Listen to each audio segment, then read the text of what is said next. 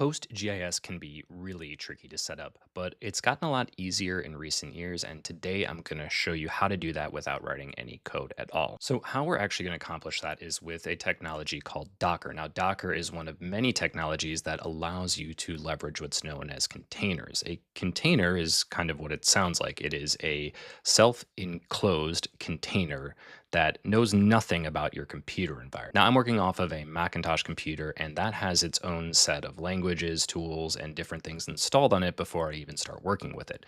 A container, on the other hand, knows nothing about the outside environment. It's a completely blank slate, and it only knows what programs you give it. So the great news is that you don't have to write your own container to run PostGIS or any other number of technologies. There are a lot of pre-written containers for you to use, and that's what we're going to do with a tool called Docker Hub, which is where a lot of people post their containers. Now, like I said, this container knows nothing about the outside world, so this works on any computer, and if I write a container and change the code and give it to you, it would work just the same. So here's a quick diagram of how containers work. There are some different commands that we can use, or you can use the user interface provided to you by Docker that will set up a container, that is that self-contained container that has all the code to run PostGIS that it needs.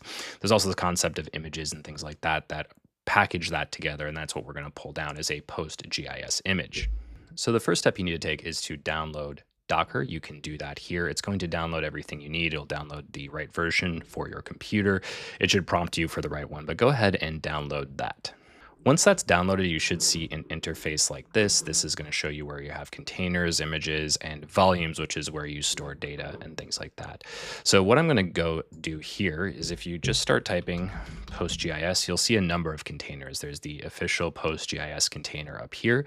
The one that we want actually, and the one that I recommend is from Cartoza, which is a GIS or geospatial development company in South Africa, and they offer a really nice version of PostGIS right here. So as you can see here, there's a number of different things that it supports, SSL, there's different connections, there's a default database. So there's a lot of stuff that's kind of done for you here. So to go ahead and get started, I usually go from the most recent major version. So that would be here 3.4. You could go back to 3 if you want the most true major version, if that's what you prefer, but I'll go with 3.4. So what I'm going to do is go ahead and click pull here. So that's going to copy all of this information down onto my computer. And you'll see here that it's going to update the progress. And once that's all downloaded, we'll be able to actually set that up and run it. So it looks like that all got set up. You can go ahead and see the different images that you have here. This is an image, like I said, it copies all of that code that you need.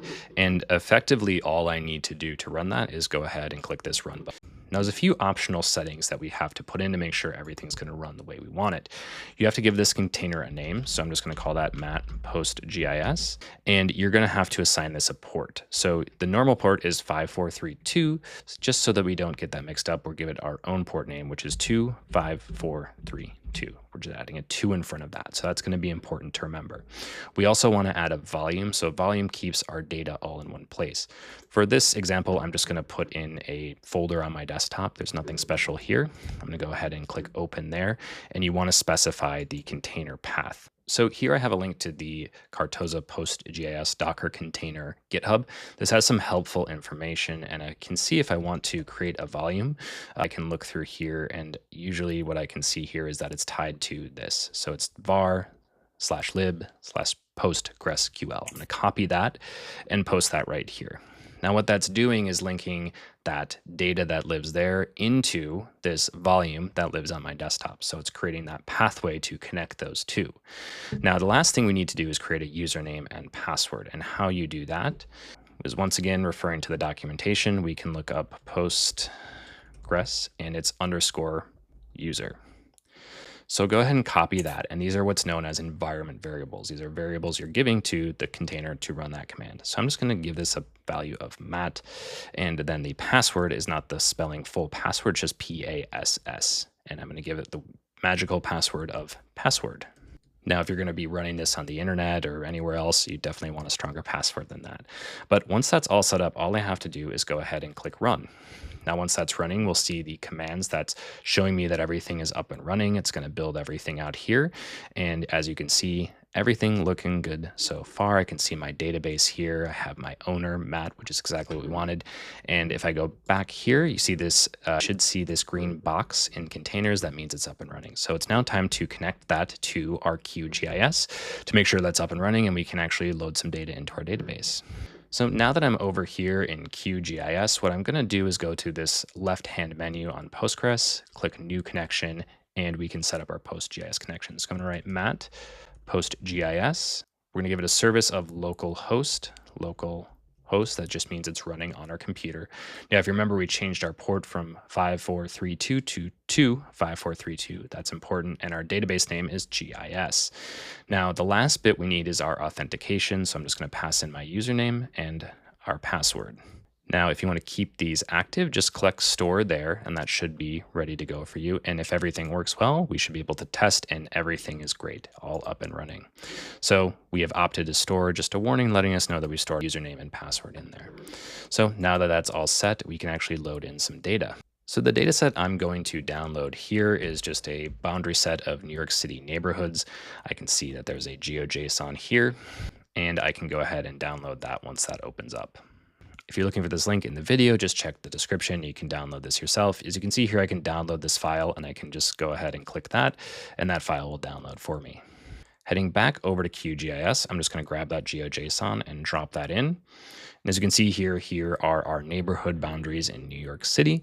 Everything looks good, and I actually want to bring this layer into my PostGIS setup. So what I want to do is actually click on database up here and go to DB Manager. Now what I can do is go to my PostGIS, and you can see my connection here. I have that all set up. So to go in, you just have to open this and go into public. That will open up the public data sets here, and that's everything that I need. So to do that, I'm going to import my layer here. I can give it this input and give it a specific name. So we'll just call it NYC Neighborhoods. And everything else we can just kind of keep the same for now. If you want to add a spatial index, you can do that. You can change the projection here, add the geometry column. So there's a few different options as you bring this in, but we'll just leave it as is, hit OK, and now that is set. And if we open up public again, you can see here is our new table, and that's our new table in PostGIS that's set up and ready to go.